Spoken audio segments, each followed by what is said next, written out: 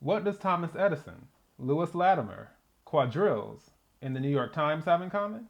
Once again, another episode of the Gilded Age.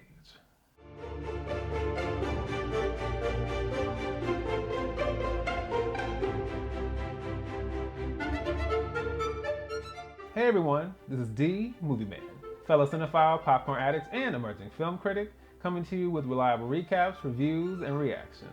And today, of course, I'm coming to you all with another episode of The Gilded Age, Season 1, Episode 7, Irresistible Change. This episode was directed by Michael Engler and written by Julian. We open up this episode with George meeting with his investors and Bertha, showcasing his display for the upcoming Union Central Station. He says that they are stepping into their shared future together, and apparently that's a future that's going to be brighter than anything they've ever experienced. And I mean that literally, because yours truly decides to incorporate electricity into the display. Now, of course, this is only a battery, but by the time the station is actually built, it's clear that electricity will be a significant part of their lives. And it is also safe to say that everyone is quite impressed. Afterwards, George meets with his architect, Stanford White, who also built his home. And since architecture seems to be the theme of this event, Larry figures now is a good time to broach the subject of his career aspirations to his father. And Mr. White even attempts to advocate for him, but to no avail. George is not having it, no surprises there. George also informs Bertha of Thomas Edison's demonstration on September 4th. He will be illuminating the offices of the New York Times at 10 p.m., and he knows this because he's been personally invited. Next, we see Larry run into Marion, and he explains his recent rejection by George. He's extremely frustrated because he feels like he, his mother, and even Gladys, that they all have to keep to the steps that he's laid out for them. And Marion encourages him, saying that he only has one life, and that if he takes the wrong path, he will pay the price for many, many years. And that is very true. There are people all over the world in jobs and in positions that don't fulfill them. But, we got to pay the bills, we got to make money. But emotionally and creatively, it doesn't fulfill them in that sense. And hopefully, that doesn't happen with Larry. In the servants' quarters at the Russells, everyone is discussing Thomas Edison's newest discovery. Turner is not impressed because they've known about electricity for nearly 100 years, and there have been electrical storms for centuries. Church claims that the difference is that Mr. Edison has mastered it. He knows how to make it, store it, and use it for everyone's benefit. Watson predicts that the development of electricity will be the end of several jobs. Cooking, cleaning, almost everything will be done with electricity before you know it. And as someone who is currently filming this video with a camera, with lights, and with a laptop to take notes while I'm watching the television, I am absolutely grateful. Back at the Van Rhijn household, Agnes is still struggling with the revelation about Turner and Oscar. Ada isn't that shocked because this is a pretty common occurrence when it comes to men. Agnes feels that she should broach the subject with Oscar when he arrives for dinner that evening. Ada feels the opposite. She feels like she should just do nothing and say nothing. But she also knows that Agnes is not going to listen to her. She's not wrong. We also see that Agnes is still reeling from Bannister's betrayal. So much so that she refuses to communicate with him directly and only communicates through Ada. We see Carrie hanging out with Gladys again, which I'm really happy to see, and they are currently overlooking the ballroom to plan out Gladys's social debut. And it seems that Bertha is completely on board with it as well. But judging from the expression on Gladys's face, it's very unclear who this ball is really for. We also see George continuing to work through the investigation into the train derailment. Dixon, who was in charge of installing the train axles, is claiming that he has a memo from George asking him to do whatever is necessary to trim the budget, with his signature. Mr. Lewis, George's lawyer, brings up that there's money missing from the budget that could be used to strengthen George's case, but that also depends on who the judge chooses to believe. He might get off scot-free, or he might face jail time for manslaughter. Ultimately, George is told to prepare for the worst, and according to George, he's always prepared. As Ada has predicted, Agnes brings up the subject of Turner to Oscar, and Oscar flies into a rage and storms out of the house. But Agnes is not concerned about that. Her number one priority is getting Turner sacked.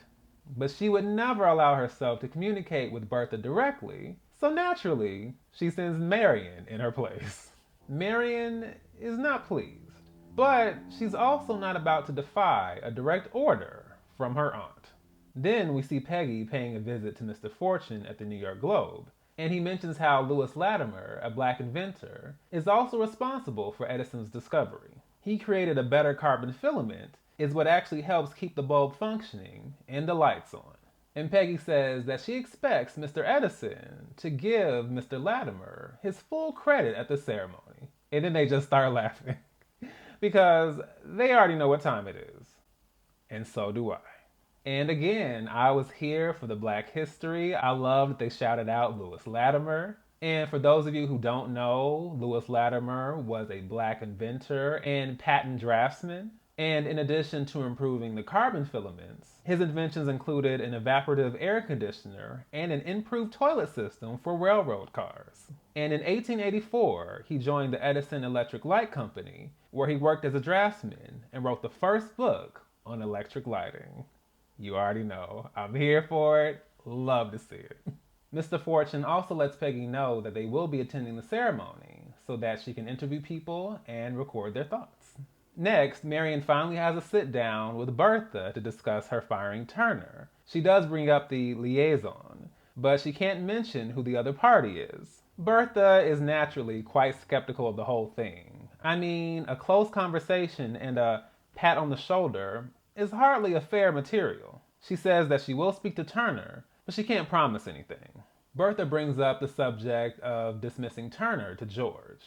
Bertha suspects that this has something to do with Oscar Van Rhijn, but she doesn't know for sure. And speaking of Oscar, George has received a letter of support from him. Oh, that Oscar, worming his way in once again. Bertha also asks Marion her advice on a picnic she's planning because she would like Tom to attend. And she's hoping that Marion won't object because there's no room for her. There are only 8 seats, and a man has to be in the last one. They're going in 2 carriages to the lighting ceremony, so it'll be one big carriage picnic. Marion is smiling and giving her blessing, but it's clear that she is bothered over the entire situation. And honestly, so would I. I knew you first. You're my family. I've been supportive. I've been around. I'm the reason that you all even know this man, technically speaking. But then now you guys are going on these events and you're inviting him, but not me? I don't know. Something is mighty sketchy here. Speaking of sketchy, we see the man of the hour himself waiting outside for Marion. You guys already know how I feel. He says he needs to see her face at regular intervals to keep him on the straight and narrow. And what I would have asked is, what exactly happens if you're not on the straight and narrow? Questions that need answers. She also mentions Mrs. Chamberlain's offer to host them for a private meeting. Marion runs into Oscar, and apparently, because Agnes won't believe the truth, he's had to agree to the lie. And I was just thinking, if she's this upset by a potential liaison with one of the ladies' maids, then the actual truth is going to blow her socks off. She's not ready. Matters get significantly more complicated when Bertha glimpses Turner having a conversation with Larry, complete with a pat on the shoulder. Uh-oh. So with that new revelation, she makes the only possible choice. She fires Turner with the quickness. And my reaction to that? Let the joyous news be spread, the wicked old witch at last is dead. However, do I think Turner is gone for good? Absolutely not. Especially not after she tells George that perhaps they'll meet again. She also decides to do Bannister a solid by telling him exactly who sent the letter that informed Agnes of his betrayal. But who was it? That is the question. Marion and Tom meet at Mrs. Chamberlain's, and again, more of the same. He's talking about how much he loves her, how they're young, and it's time for them to take control of their lives. And so let me go ahead and say this, because I've been thinking this, but I wasn't 100% sure, and I know some of you have already said it, so let me go ahead and confirm my thoughts as well. That supposed money that Marion's father supposedly wasted and squandered and didn't leave behind for her, I'm really wondering if that's actually the case. That story is looking real shaky right about now. And the thing is, I think it was easy to believe that, because once we heard about Agnes and her experience with Marion's father and the circumstances that happened because he didn't save money, then naturally we would think, oh, okay, so he did the same thing for his daughter. Like, he's good for nothing, what a mess. But it's very possible, that he did learn from that situation and all the hurt he caused Agnes and realized, hey, maybe I don't want to subject my own daughter to that as well. So now I'm just like, I'm thinking one of two things. Either Tom really wants the drawers, to use a crude expression, excuse me. And then once he has a piece of Marion, he's gonna be at it here. Or he knows something about Marion and her father's money that she doesn't, and that we also don't know. And he's plotting a situation in this whole marriage, like, yeah. But either way, it is not looking good. Next, we see Larry having another conversation about his career aspirations in architecture to George. But once again, George just figures that Larry should just follow in his footsteps and then take over the business when it's time. And Larry makes it very clear, like, look, you've accomplished a lot, but the chance of me equaling anything that you've done is kind of low. And then I'll just be seen as the failure who didn't live up to his father's aspirations. But if I break out, then I'll have a chance to make a mark of my own. George is still not completely sold, but he appears to soften up a bit, and he tells him that he'll think about it. Just a little bit of progress. Finally, we fast forward to the Illumination Ceremony, and it is quite the social affair. And as promised, there are plenty of carriage picnics going on. I thought that was so cool. It was definitely giving me like a really, really old school variation of like a drive-in theater. It was also giving me like hayride vibes, but without the hay. And we see Aurora and her husband and all of her invitees there. They're having a conversation about Newport and the experience of being there, which includes 4 outfits a day, decent jewels, and a full dance card. But then we see a young woman named Miss Bingham, who Aurora has invited, having a conversation with Tom about her mother's home in Newport and how nice it would be for him to attend. And Tom seems to be very excited at the prospect of this. And as they continue to chat, we see a very odd expression on Aurora's face. Now, whether that is some sort of guilt or her having this slow realization about Tom, we don't know. But it is very clear, as I have been saying, something in the buttermilk is not clean. We also see Peggy and Mr. Fortune at the event, and Peggy is out in the field fulfilling her reporter duties. And as Mr. Fortune decides that they should simply move closer to get a better view of the action, he places his hand on the small of her back as they're walking. Now listen, in theory, I would be totally here for this pairing. Like, it totally makes sense. The problem is that, given what I know about T. Thomas Fortune in history, this may not be a good thing. We see George on stage with the alderman and Mr. Thomas Edison. They give a brief introduction, they dim all the lights in the area, and after a brief countdown, as if by magic, all 6 floors of the New York Times building are completely illuminated. I mean, it is a moment, okay? You can see everyone's faces. It's just like, hark the herald angels sing. Like, we hear the music swelling, we see everyone cheering, everyone is just like, is in total disbelief. It's very clear that this is a very significant and momentous occasion, and it absolutely is. This is no small affair. This is about to literally change the course of history and society. And Mr. McAllister says as much to Bertha, but he questions whether they're headed in the right direction. Bertha says that they don't have much choice in the matter. We must go where history takes us. And that closes out episode 7, Irresistible Change. And again, this was another enjoyable episode.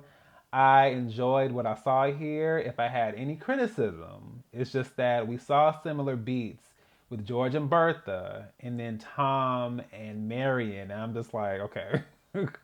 I'm kind of ready to see like how that plays out. And I would have preferred seeing more like what's going on with Watson. I still want to know why he was creeping on old girl outside the apartment, peeking around the tree. I'm like, I still need to know more about that story.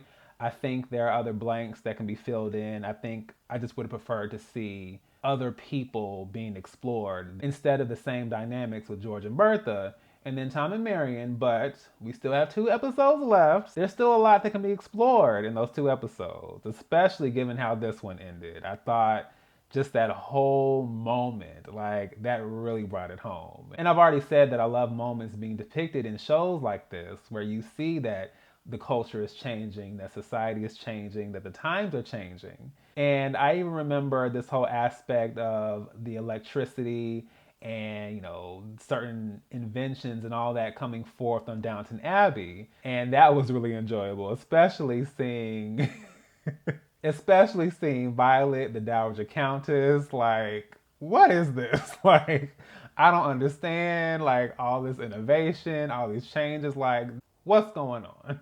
And so naturally, I enjoyed seeing that here. And as always, you guys feel free to drop down below and let me know your thoughts.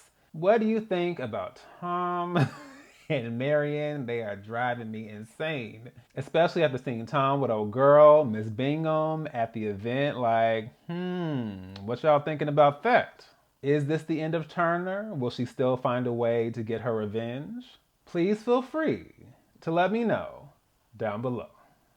So, once again, this is D Movie Man, signing off, and I'll see you at the movies.